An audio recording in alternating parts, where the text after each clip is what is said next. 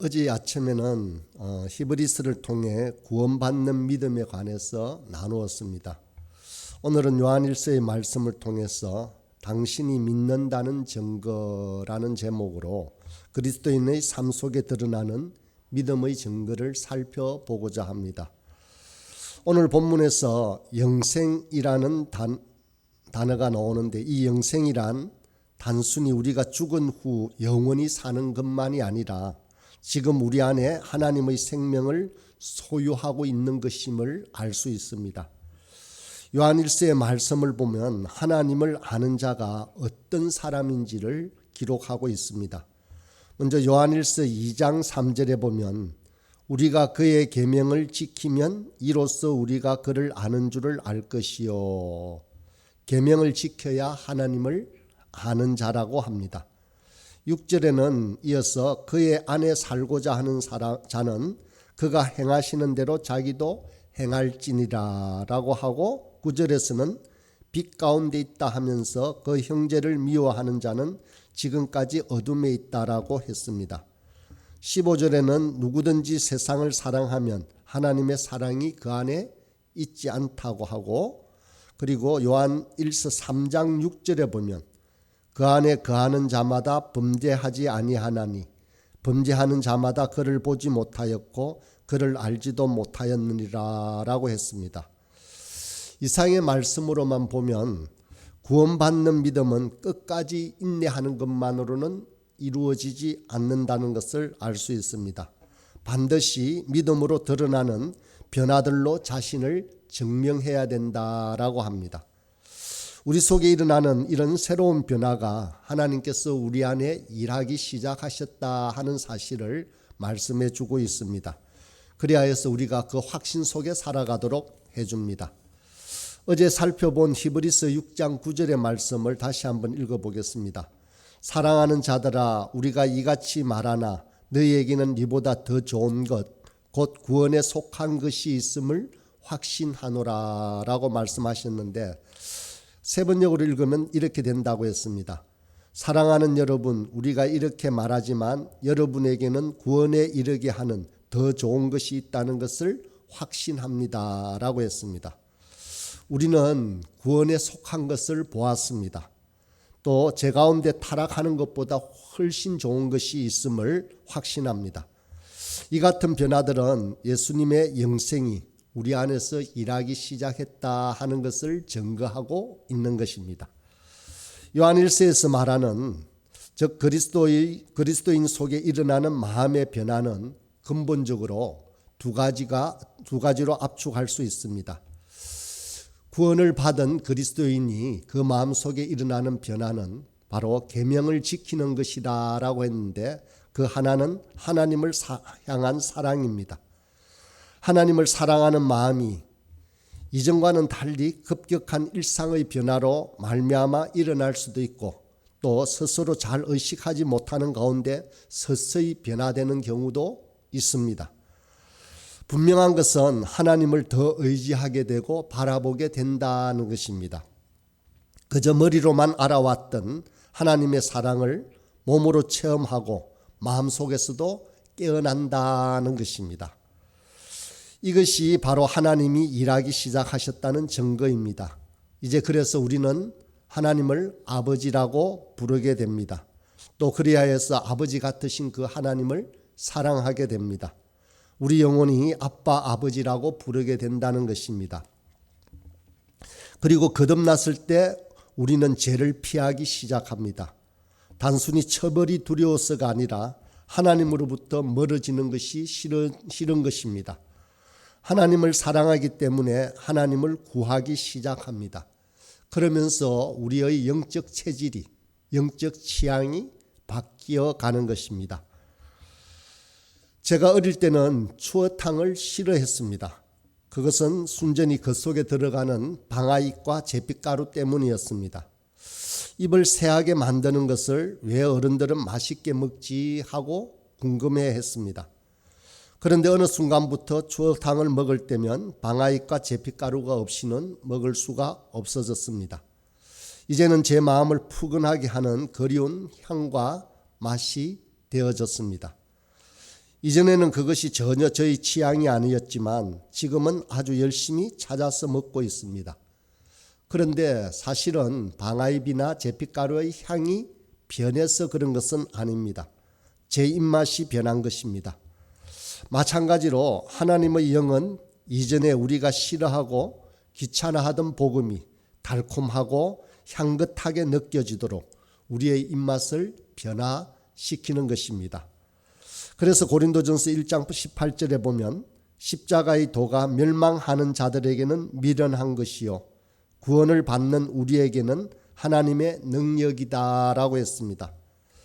바울 사도는 그리스도의 향기가 멸망하는 자들에게는 사망의 썩어가는 냄새와도 같지만 구원받은 자들에게는 생명의 달콤한 향기와 같다라고 했습니다. 같은 복음이지만 사람에 따라 다른 영적 갈망이 일어납니다. 이제 우리는 하나님을 향한 사랑은 강요되어지는 것이 아닙니다. 저와 여러분은 하나님을 구하는 것을 이제 멈출 수가 없게 되었습니다. 우리의 순종은 이제 의무가 아니라 기쁨이요 즐거움인 것입니다. 저와 여러분이 죄를 멈추는 것은 우리의 의지력이 갑자기 강해졌기 때문에 그런 것은 아닙니다. 하나님을 사랑하는 새로운 본성을 받았기 때문입니다. 죄를 멈추는 것입니다. 그렇다고 물론 저와 여러분이 완전한 것은 아닙니다. 이러한 일들은 반드시 단번에 일어나는 것도 아닙니다. 바울 사도와 마찬가지로 우리 속에는 우리의 육체와 우리의 거듭난 영이 계속해서 살아가는 동안 끊임없이 반복하며 다투쟁하는 것입니다. 그러나 하나님께서 우리 안에 계시다는 증거는 우리가 유혹에 허덕일 때라도 적어도 우리가 하나님의 계명을 기억하고 즐거워하는 마음이 생겨난다는 것입니다. 사도 요한에 따르면 저와 여러분이 거듭났다라고 하는 또 다른 증거 하나는 우리가 다른 사람들, 특히 다른 그리스도인을 사랑하기 시작했다는 것입니다. 요한일서 3장 14절로 16절의 말씀을 보면 이렇게 말합니다. 우리는 형제를 사랑함으로 사망에서 옮겨 생명으로 들어간 줄을 알거니와 사랑하지 아니하는 자는 사망에 머물러 있느니라. 그 형제를 미워하는 자마다 살인하는 자니 살인하는 자마다 영생이 그 속에 거하지 아니하는 것을 너희가 아는 바라. 그가 우리를 위하여 목숨을 버리셨으니 우리가 이로써 사랑을 알고 우리도 형제를 위하여 목숨을 버리는 것이 마땅하니라. 우리 자신을 향한 하나님의 사랑을 경험하고도 그것이 다른 사람들, 특히 믿음 안에 있는 형제들을 향해 넘쳐나지 않는다라는 것은 정말 어려운 일입니다. 성경은 형제를 위하여 목숨을 버리는 것이 우리가 정말로 복음을 이해했다라고 하는 증거라고 말하고 있습니다. 마태복음 18장에 보면 예수님은 다른 사람에게 10,000달란트라는 거대한 액수의 돈을 빚진 어떤 사람에 대해서 말하고 있습니다. 10,000달란트라고 하는 것은 정확하게 환산할 수 없지만 지금의 가치로 따진다면 1조 원 이상의 금액이 되는 돈일 것입니다. 갚아야 할 날이 점점 다가오게 되고 그 사람은 주인에게 불려갑니다. 물론 돈을 갚을 수 없습니다. 당시에는 빚을 갚지 못하면 감옥으로 보내어져서 빚을 갚을 때까지 중노동을 해야 했습니다. 빚을 다 갚기 전에 감옥에서 만약에 죽어버린다면 그 빚은 그 자손들에게, 자녀들에게 이양이 되어졌습니다. 그 나머지 책임을 져야 했습니다. 그래도 못 갚는다면 대를 이어서서 내내 감옥에 있든지 아니면 그 주인의 노예가 되어야만 했습니다. 도무지 갚을 수 없는 상황에서 이 사람은 주인 앞에 섰습니다. 얼마나 떨리고 두려웠겠습니까? 자신의 아들들을 떠올렸을지도 모릅니다. 눈에는 눈물이 핑 돌았을 것입니다. 아래 입술이 떨리기 시작했습니다. 그런데 그 누구도 예상치 못한 주인의 말소리가 들립니다. 빚을 갚을 시간을 더 주겠다라는 것도 아닙니다. 내 빚을 모두 탕감해 주겠다라고 합니다. 너는 더 이상 내게 빚진 것이 없다. 너는 자유다라고 선포해 줍니다. 정말 믿을 수 없는 말을 들었습니다. 너무도 놀랍고 감사하고 자신의 어깨를 짓누르던 압박감에서 이제 압박감이 순식간에 사라졌습니다. 그는 이제 새 사람이 되어 이 소식을 가족에게 전하기 위해서 집으로 달려갑니다. 가는 도중에 자신에게 100데나리온을 빚진 오랜 친구를 만나게 됩니다. 그 사람에게 자신에게 빌려간 돈을 갚으라고 소리칩니다. 그러자 그 사람이 미안해, 오늘은 갚을 수 없네. 다음 주에 갚도록 할게. 약속하지라고 말합니다. 그러자 이 용서받은 사람은 갑자기 격렬하게 분노하면서 고함을 칩니다. 안 돼. 시간이 다 되었어. 지금 당장 내 돈 100데나리온을 갚지 않으면 나는 자네를 감옥에 던져 넣어버릴 거야 라고 말합니다. 우리 이 이야기를 잘 알고 있습니다. 다시 한번 되새겨 보았습니다. 우리는 이 사람의 반응에 어떻게 여러분들은 말하겠습니까? 아마도 10중 8구 이렇게 말할 것입니다. 말도 안 됩니다. 10,000달란트나 용서받은 사람이 다른 사람에게 100데나리온을 갚지 않는다고 감옥으로 보내다니 정말 못된 소행입니다 라고 말입니다. 정확하게 이것이 바로 예수님이 말하시는 요점입니다. 하나님께 구원을 받은 우리가 얼마나 큰 은혜를 입었는지를 이해한 사람은 다른 사람들에게 작은 배려나 포용이 없기라는 것은 거의 불가능한 것입니다. 예수님의 이야기는 계속됩니다. 그 결과가 어떤지를 보면 우리의 정신이 번쩍 들게 만듭니다. 이 배은망덕한 사람은 다시 주인 앞으로 불려갑니다. 그리고는 이렇게 말합니다. 그가 노함에 그 빚은 다 갚도록 그를 옥조력에 넘기리라 라고 말합니다. 예수님 이야기 속의 그 사람은 이제 영원히 구원받지 못하게 되었습니다. 복음을 경험한 사람은 복음과 같이 되어서 그것을 증명해야만 합니다. 우리가 다른 사람들에게 오로지 그에게 보답받은 것만 대갚아 준다면 마지막 날에 하나님 역시 우리에게 보답한 것만을 주실 것입니다. 아무리 많은 설교를 들었다고 할지라도 또 우리가 아무리 많은 성경 구절을 암송하였다라고 할지라도 이런 사람은 복음을 직면하지 못한 사람입니다.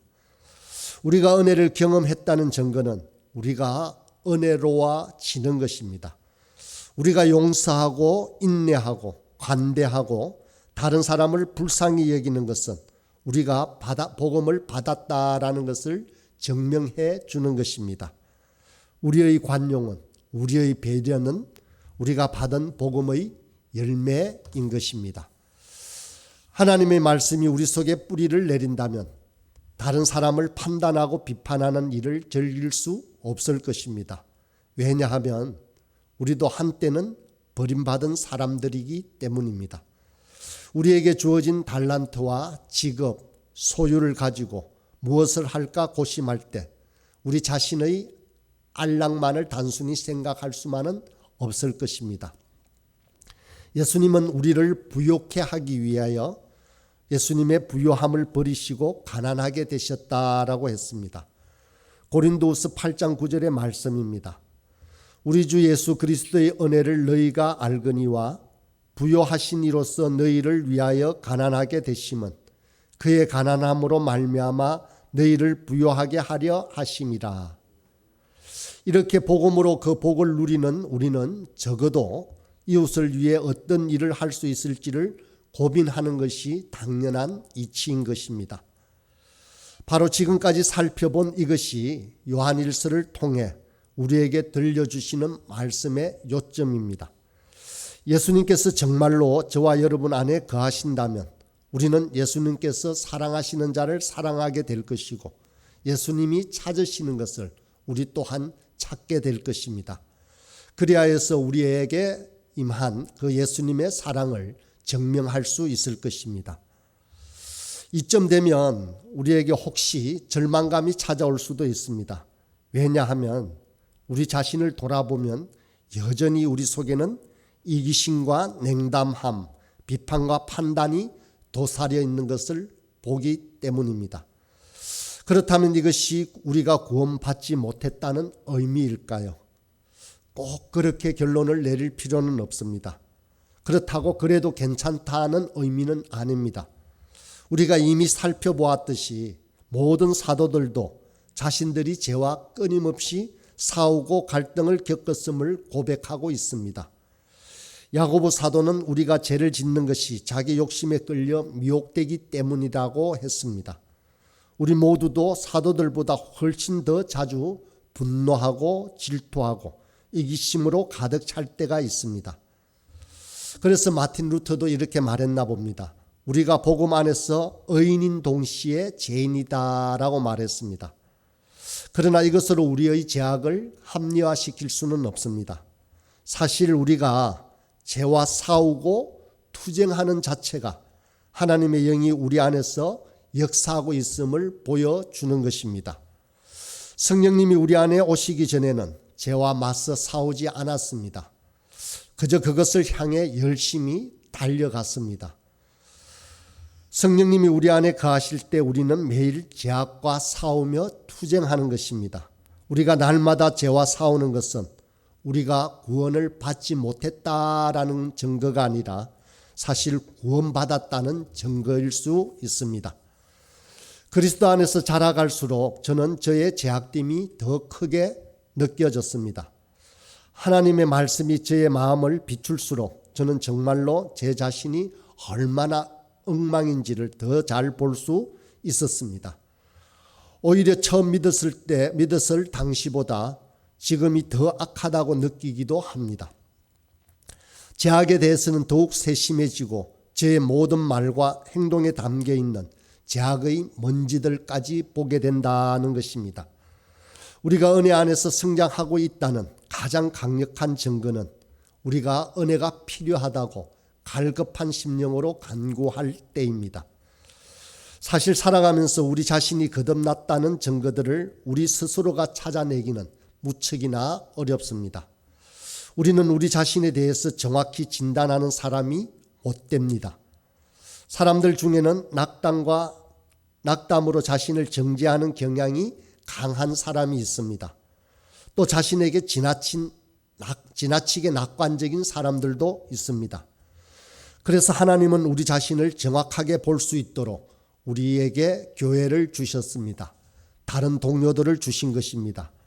그래서 성도들 간에 혹은 교역자를 통해 우리 서로를 진단하고 권면하면서 도움을 줄 수 있습니다. 우리가 하나님을 믿는다면 우리는 하나님의 계명을 지킵니다. 요한일서 5장 3절에 하나님을 사랑하는 것은 이것이니 우리가 그의 계명을 지키는 것이라고 했습니다. 하나님의 계명은 복잡하지가 않습니다. 너무도 단순하고 선명합니다. 먼저는 하나님의 사랑하는 일입니다. 그것은 순종으로 나타납니다. 두 번째는 이웃을 사랑하는 일입니다. 그것은 배려하고 관용한 태도로 나타납니다. 이것이 바로 우리 믿음의 증거입니다. 오늘 요한일서의 말씀을 통해서 살펴본 내용이 바로 이 계명을 지키는 일입니다. 그것이 우리가 하나님을 믿는다라는 증거입니다. 이 아침에도 오늘 하루의 삶에도 또 계속되는 새날에도 우리는 이것을 명심하고 우리 믿음의 증거들을 확인하며 사는 저와 여러분이 되길 간절히 소원합니다.